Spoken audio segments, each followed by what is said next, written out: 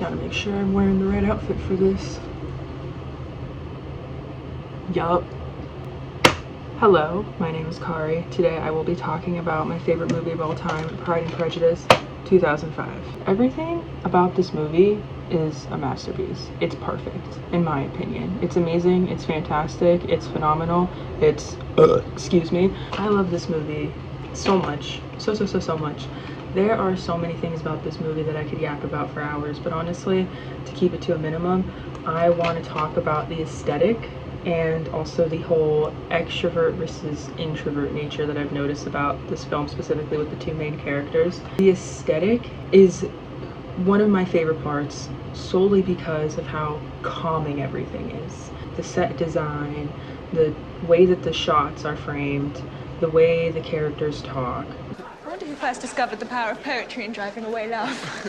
I thought that poetry was the food of love. Even down to the costuming, everything about it is so relaxing. I was even watching the movie just now to try to get more thoughts about it, and I ended up falling asleep because it was just that calming to me. The costuming and the set design takes you back. It takes you back. It really immerses you in the whole world. You feel like you are there. You feel like you are watching these characters. They're not even characters, they're just people living their lives. You are in a Jane Austen novel when you are watching this movie. You are locked in. The score. Can we talk about the score? The score.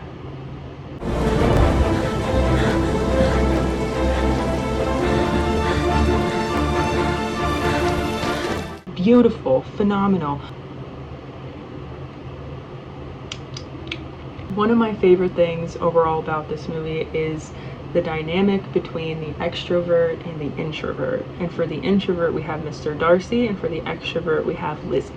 For Mr. Darcy, it's so obvious from the start of his character that he is most definitely an introvert. He does not like socializing with people, especially people he's never met before. I do not have the talent of conversing easily with people I have never met before. He doesn't like social settings. He doesn't like the big parties, and you can tell from the first interaction he has with the Bennett family that he does not want to be at that party. And may I introduce Mr. Darcy of Pemberley in Derbyshire.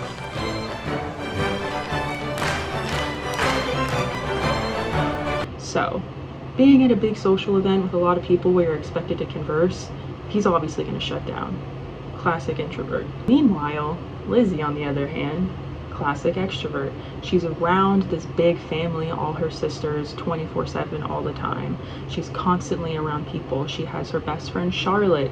She's constantly around Charlotte, always talking with her. And whenever she finds herself in social settings, she's flourishing. She's out dancing. She's talking to people. She's asking if people want to dance. Will you dance, Mr. Darcy? When she meets Mr. Wickham, she's excited to talk to him. So conversing with people she's never met before, being in social settings is definitely her comfort zone. When Lizzie's sister goes to London and her best friend gets married, she finds herself in kind of a depression where everything is grey. What with your departure, Jane's to London, and the militia to the north with the colourful Mr. Wickham, I must confess the view from where I sit has been rather grey. She's not around people anymore. She's not around the constant companionship that she's used to. And without that, she loses her energy.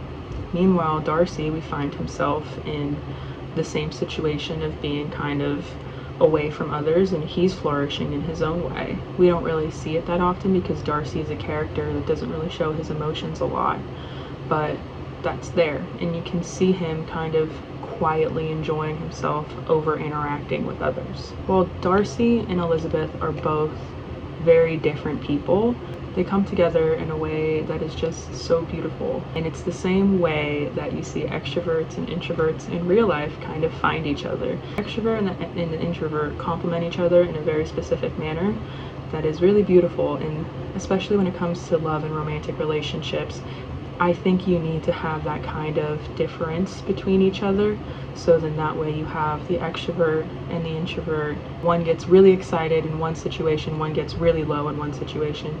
They're the same but different, and it's really impossible to kind of tear them apart once they find each other, because it just works. And for Mr. Darcy and Elizabeth, it just works.